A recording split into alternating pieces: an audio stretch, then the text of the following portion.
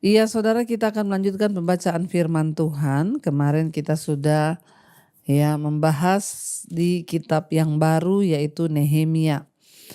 Ya, dan Nehemia ini akhirnya dia juga menjadi orang yang pulang ke Yerusalem setelah kelompok pertama kembali, dan Esra mengikuti kelompok kedua, dan Nehemia adalah kelompok ketiga yang pulang ke Yerusalem. Dan sampai di sana dia melihat, saudara, bahwa bagaimana bait Allah itu sudah selesai dibangun, dan Nehemia mendapati juga sekelompok orang yang hidup di sana tanpa tanpa digembalakan. Karena sebelum pembuangan Israel itu memiliki bahasa, memiliki raja, pasukan, juga identitasnya. Tapi pada masa ini tidak lagi, saudara. Mereka kembali pulang ke negeri mereka dengan pasti keadaan yang sangat namanya orang pulang dari pembuangan 70 tahun, mendapati rumah mereka tinggal reruntuhan, mendapati banyak hal, saudara, sehingga pastilah kota itu belum bisa pulih, tetapi mereka justru menjauh dari Tuhan. Namun kita lihat di sini ketika Nehemia pulang, dia tersungkur dan menangis kepada Tuhan seperti yang dilakukan oleh Esra juga. Dia menangis di hadapan Tuhan dengan hati yang perih melihat keadaan kota Yerusalem dan berduka atas kondisi setiap orang-orang di sana yang hidup dan mengikuti cara-cara daripada orang-orang yang tidak mengenal Allah. Dan kita akan lanjut sekarang Nehemia pasal yang kedua. Nehemia diutus ke Yerusalem. Pada bulan Nisan tahun ke-20 pemerintahan Raja Artasasta, ketika menjadi tugasku untuk menyediakan anggur, aku mengangkat anggur dan menyampaikan kepada raja, karena aku kelihatan sedih yang memang belum pernah terjadi di hadapan raja. Bertanyalah raja kepadaku, mengapa mukamu muram? Walaupun engkau tidak sakit, engkau tentu sedih hati. Lalu aku menjadi sangat takut. Jawabku kepada raja, hiduplah raja untuk selamanya. Bagaimana mukaku tidak akan muram kalau kota tempat pekuburan nenek moyangku telah menjadi reruntuhan dan pintu-pintu gerbangnya habis dimakan api. Lalu kata raja kepadaku, jadi apa yang kau inginkan? Maka aku berdoa kepada Allah semesta langit. Kemudian jawabku kepada raja, jika raja menganggap baik untuk berkenan kepada hamba-Mu ini, utuslah aku ke Yehuda, ke kota pekuburan nenek moyangku, supaya aku membangunnya kembali. Jadi saudara, pada waktu itu Nehemia memohon kepada Raja Artasasta untuk membolehkan dia pulang kembali ke Yehuda untuk kembali membangun negeri itu. Karena pada waktu itu dia sangat sedih ketika mendengar orang-orang memberi kabar bahwa orang-orang yang pulang mendengar bahwa dia diberi kabar bahwa kotanya itu hancur, semuanya tidak lagi beraturan, dan tanah kelahirannya sudah menjadi reruntuhan. Jadi dia hancur hati dan bersedih hati. Ketika mukanya muram, raja memperhatikan penampilan sedih dari Nehemia itu. Dan Nehemia terkejut bahwa dirinya ternyata diperhatikan oleh raja. Dia awalnya takut, saudara, ketika ditanya oleh raja. Tapi akhirnya dia meminta kepada raja. Dan dikatakan kalau Tuhan mengizinkan, dia bilang, aku ini sedih melihat kotaku itu menjadi reruntuhan dan kehidupan mereka di sana itu sangat menyedihkan. Nehemia tidak takut dan tidak malu untuk mengakui di hadapan Tuhan dan di hadapan raja, padahal tidak main-main saudara. Ya, itu raja itu kan berkuasa, kalau dia perintah bunuh ya dibunuh saudara. Ya makanya dikatakan Nehemia takut awalnya. Tapi dia tidak mau membiarkan ketakutan itu menghentikan dia melakukan apa yang sudah Tuhan taruh di hatinya untuk dikerjakan. Namun dia memberi ya kepada raja penghormatan dan menyatakan dengan jelas kenapa dia bersedih hati. Lalu dia juga menyatakan permohonan kepada raja.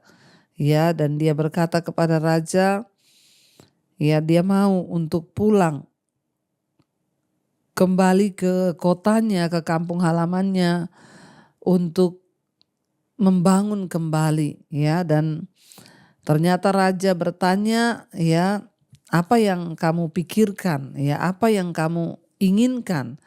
Ya luar biasa saudara. Walau awalnya dia takut, tapi ternyata respon dari sang raja justru sebaliknya. Raja bertanya, apa yang kamu inginkan? Maka aku akan berdoa kepada Allah semesta langit, kata raja. Ya kemudian jawabku, kata Nehemia ayat yang ke-5 tadi. Jika raja menganggap baik dan berkenan kepada hambamu ini, utuslah aku ke Yehuda, ke kota pekuburan nenek moyangku, supaya aku membangunnya kembali. Lalu bertanyalah raja kepadaku sedang permaisuri duduk di sampingnya, berapa lama ya engkau dalam perjalanan dan bilakah engkau kembali? Dan raja berkenan mengutus aku sesudah aku menyebut suatu jangka waktu kepadanya. Ya, dan berkatalah aku kepada raja, jika raja menganggap baik, berikanlah aku surat-surat bagi bupati-bupati di daerah seberang sungai Efrat, supaya mereka memperbolehkan aku lalu sampai aku tiba di Yehuda. Ya, jadi saudara, Nehemia ya memohon kepada raja untuk dia bisa diizinkan pulang, karena saat itu semua lagi ditahan.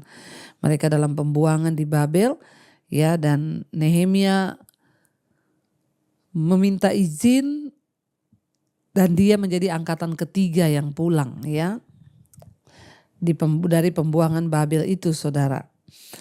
Dan akhirnya raja tanya, berapa waktu yang kamu butuhkan? Dengan sedikit waktu untuk berpikir, Nehemia segera berdoa. Ya, dan 8 kali saudara dalam kitab ini kita membaca bahwa dia berdoa secara spontan kepada Tuhan. Ya, dikatakan di sana, lalu kata raja kepadaku, jadi apa yang kau inginkan? Maka aku berdoa kepada Allah. Ya, Nehemia berdoa kepada Tuhan ketika raja bertanya apa yang kau inginkan.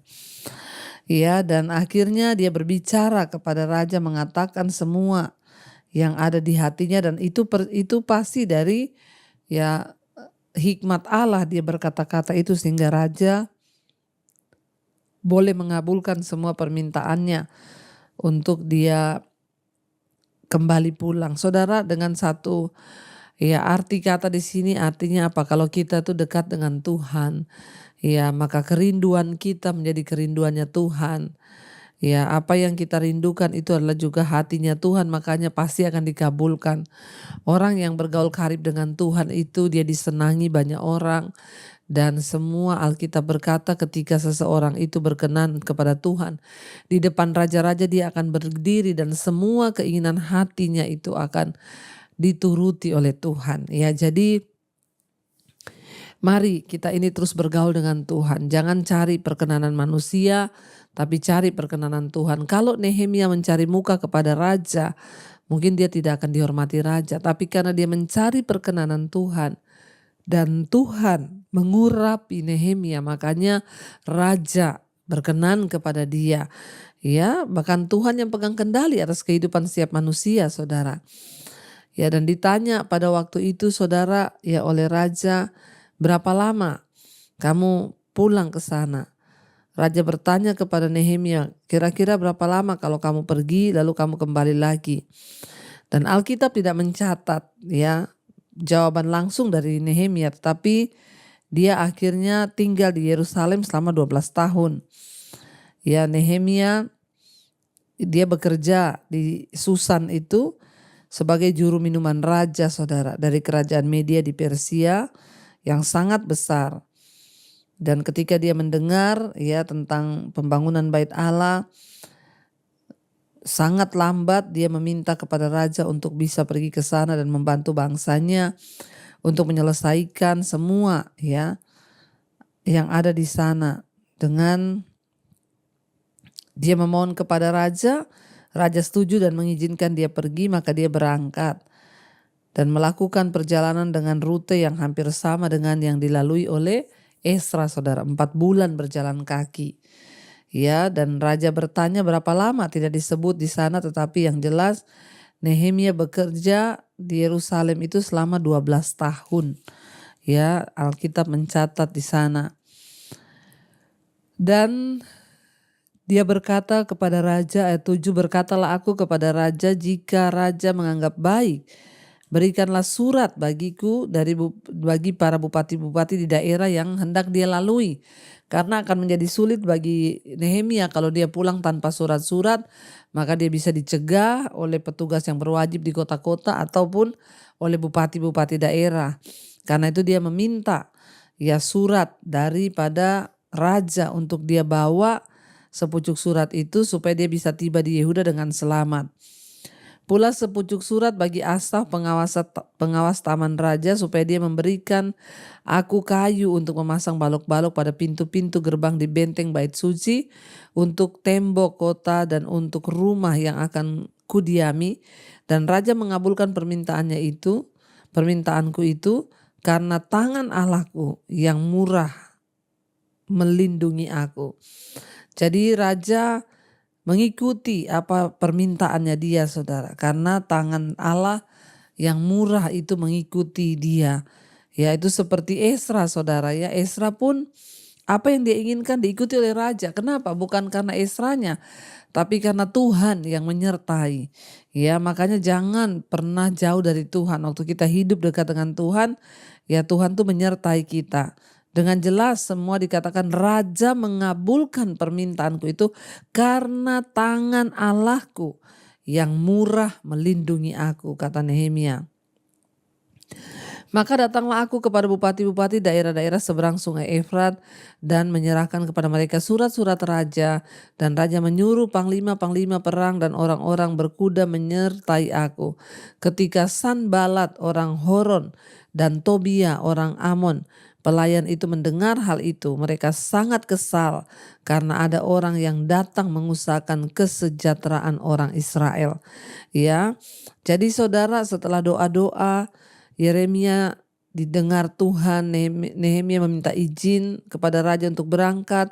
Bahkan bukan hanya izin, ya, setelah dia mendapat jawaban, dia diperlengkapi dengan surat-surat, bahkan bantuan-bantuan apa yang dia butuhkan untuk bangun rumah, dikasih kayu-kayu. Ya, jadi kadang-kadang saudara, ketika kita membutuhkan bantuan, ya seringkali kita ragu untuk meminta bantuan karena kita takut. Ya, tetapi kalau kita ini dekat dengan Tuhan, memang kita gak perlu minta bantuan kepada orang, tapi Tuhanlah yang akan menggerakkan. Ya, tapi Nehemia ini luar biasa, saudara. Itu adalah raja loh, dan raja yang tanya sama dia, bukan dia yang minta, tapi raja yang tanya, kenapa kamu sedih? Ya, apa yang kamu inginkan? Ya, itu kan satu perkenanan Tuhan, saudara. Makanya saya selalu berkata, ya saudara, kita ini jadi orang, mari menyenangkan Tuhan saja. Waktu kita menyenangkan Tuhan, maka oranglah yang akan Tuhan gerakkan untuk bertanya kepada kita dan untuk menjadi jawaban bagi setiap pergumulan kita. Ya, dan dikatakan raja mengabulkan semua permintaannya, dan ya ada orang yang kesal, saudara, waktu mendengar bahwa Yeremia itu ditolong oleh raja. Ya, ketika Nehemia tiba di Yehuda, dikatakan di sana ya bahwa Nehemia itu akhirnya sama Tuhan lewat raja, dia diberi posisi, kuasa, bahkan banyak keahlian. Ya, tetapi dia mengakui bahwa kemurahan tangan Tuhanlah yang menaunginya. Dia mengetahui bahwa tanpa kekuatan Allah, berbagai usahanya akan menjadi sia-sia. Ya, dan apakah saudara kita mau mengakui Allah sebagai sumber kekuatan kita dalam hidup ini? Yeremia tidak sombong, dia berkata semua karena kekuatan tangan Tuhan. Akhirnya Yeremia tiba di Yehuda dan dia mendapat ya perlawanan terhadap ya kerinduannya untuk membangun kembali Yerusalem. Dan itu telah berlangsung selama 90 tahun orang-orang yang mendiami wilayah itu. Ketika orang-orang Yahudi dibawa ke pembuangan, ada orang-orang lain yang mendiami Yerusalem. Mereka ini jengkel dan benci kalau sampai kota itu dibangun kembali. Ya, memang dalam setiap generasi pasti akan ada orang-orang yang membenci umat Allah dan terus berusaha untuk menghambat maksud Tuhan. Bahkan ketika kita ini berusaha untuk melakukan pekerjaan Tuhan, sebagian orang akan menentang kita, ya bahkan beberapa akan berharap supaya kita gagal, ya mencekal kita, ingin ya menjatuhkan kita, ya. Dan jika kita menyadari akan adanya perlawanan ini, maka ya kita cukup berdoa, ya kita percaya bahwa Allah ada di balik setiap tugas pelayanan yang Tuhan sudah taruh dalam hati kita. Memang akan ada orang yang tidak senang saudara waktu kita ini melakukan pekerjaan Tuhan. Ya seperti kesaksian saya bagaimana saya difitnah orang yang menjatuhkan saya. Tapi kalau Tuhan yang menyertai maka Tuhanlah yang akan memberi kekuatan. Jadi jangan pernah takut ya ketika Tuhan itu menyertai kita, maka Tuhan itu yang akan terus memberkati kita. Dan dikatakan tadi ayat yang ke-10, ketika Sanbalat orang Horon dan Tobia orang Amon. Sanbalat ini adalah bupati Samaria dan Tobia ini kemungkinan adalah juga bupati ya di daerah trans antara Yordan ya. Dan ini berada di bawah Persia juga. Mengapa pejabat-pejabat pemerintah ini begitu cemas atas kedatangan Nehemia dan kelompok kecil dari orang-orang buangan yang bersama dia? Karena ada beberapa alasan saudara. Ketika Serubabel pertama kali pulang dengan kelompoknya, penolakannya untuk menerima bantuan dari orang-orang Samaria telah menyebabkan hubungan yang buruk. Nehemia juga bukan orang buangan yang biasa. Dia adalah penasehat pribadi dan juru minuman raja yang datang di Yerusalem dengan izin raja, bahkan disertai dengan surat kuasa ya untuk membangun kembali benteng di kota itu. Jadi jika ada orang yang bisa membangun kembali Yerusalem, maka orangnya adalah Nehemia saudara. Dan Yerusalem dibangun kembali itu merupakan ancaman bagi otoritas pejabat di Samaria yang telah menguasai tanah-tanah tersebut ketika mereka mengalami pembuangan saudara. Ya, jadi ini adalah kelompok ketiga yang pulang dari pembuangan dan jumlah mereka makin bertambah orang-orang di Yerusalem. Dan ini membuat Sanbalat dan Tobia ini sebagai bupati daerah-daerah di sana, mereka tidak ingin ya kalau ada orang-orang buangan yang pulang dan akhirnya kembali menguasai tanah-tanah mereka, dan itu akan menjadi ancaman bagi mereka. Tapi kedaulatan Tuhan ya tidak bisa dibendung. Karena itu mari kita semua berdoa biar kita terus bisa menyenangkan hati Tuhan sehingga apapun yang kita kerjakan disertai Tuhan dan hidup kita boleh diberkati Tuhan. Kita tundukkan kepala, kita berdoa saudara. Terima kasih Bapa, kami bersyukur buat segala kebaikan Tuhan. Kami bersyukur buat segala anugerah-Mu di hidup kami. Kami tahu dan percaya Tuhan, Engkau Allah yang tidak pernah meninggalkan kami. Engkau Tuhan yang selalu bersama-sama dengan kami. Engkau Bapa yang baik bagi setiap kami. Kau menyertai kami bahkan ketika kami mengalami tantangan, kami mengalami tekanan, Tuhan tidak meninggalkan kami. Seperti Nehemia yang Tuhan pilih untuk melakukan tugas membangun kembali kota Yerusalem. Biarlah kami juga Tuhan, Engkau beri kepercayaan dalam segala hal. Kami boleh melakukan tugas pekerjaan yang Tuhan percayakan. Lewat usaha pekerjaan kami mungkin diberkati Tuhan dan kami boleh menopang pelayanan. Juga dengan kekuatan kami mungkin kami bisa pakai untuk melayani Tuhan. Biarkan kami mengambil bagian di dalam pelayanan di hidup kami Bapa, supaya hidup kami boleh menyenangkan hati Tuhan. Berkati setiap anak-anak-Mu Tuhan, setiap mereka yang rindu untuk hidup dalam perkenanan Tuhan, beri kekuatan. Pulihkan setiap rumah tangga yang hancur, suami bertobat, istri bertobat, anak-anak bertobat. Semua keluarga besar kami dipulihkan Tuhan. Satukan, biar hujan pertobatan tercurah dan berkat-berkat Tuhan mengalir atas hidup kami. Kau juga Tuhan yang memberkati semua anak-anak-Mu Bapa yang rindu keluar dari ikatan dosa, kenajisan, percabulan, perselingkuhan, homoseksual, lesbian, judi, minuman keras, obat-obatan terlarang, rokok, kemarahan, kepahitan, kekhawatiran, ketakutan, semua dilepaskan dalam nama Tuhan Yesus. Berkati Bapa setiap mereka juga yang sedang terbaring sakit. Mari saudara letakkan tanganmu di bagian yang sakit dan perkatakan, aku percaya di dalam nama Yesus, Engkau Tuhan yang turut bekerja mendatangkan kesembuhan. Berkati Bapa untuk setiap anak-anak-Mu juga yang ada dalam pergumulan, hutang piutang, masalah keuangan, Tuhan pulihkan dalam nama Yesus. Ketika kami bertobat, jalan-jalan Tuhan terbuka sehingga kami dapat menyelesaikan satu demi satu semua tanggung jawab kami. Karena bagi Tuhan tidak ada perkara yang mustahil. Hamba berdoa beri kekuatan bagi anak-anak untuk menanggung setiap beban hidup Bapa. Terima kasih Tuhan, Kau juga memberkati setiap orang-orang, anak-anak-Mu hari-hari ini yang rindu punya keturunan, punya cucu bagi anak-anak mereka. Tuhan berkati, biarlah keturunan ilahi Tuhan berikan di dalam nama Yesus. Bukakan kandungan yang tertutup sehingga kami melahirkan anak-anak yang takut akan Tuhan. Kami mengangkat tangan bagi bangsa dan negara kami Indonesia. Lawatan Tuhan tercurah bagi bangsa ini. Berkati Bapak Presiden Jokowi, Tuhan apa yang sudah dikerjakan boleh berjalan dengan baik. Juga calon presiden yang baru yang akan dilantik nanti, Tuhan juga taruh roh takut akan Tuhan. Hanya itu yang kami minta Tuhan, biarlah semua pejabat-pejabat yang ada di pemerintah bangsa ini hidup di dalam takut akan Tuhan. Bapa, Engkau berkati setiap anak-anak-Mu Bapa, mereka yang hidup di dalam jalan-jalan mereka Tuhan. Biarlah jalan-jalan yang menuju kepada terang yang ajaib.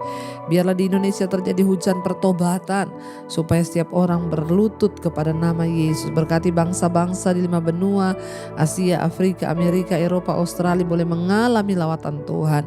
Biarlah Engkau Tuhan yang akan terus menyertai dan memberi kekuatan Bapa untuk kami boleh semua terus mengejar perkenanan Tuhan. Karena itu saudara, mari buka hati dan tangan kita malam ini.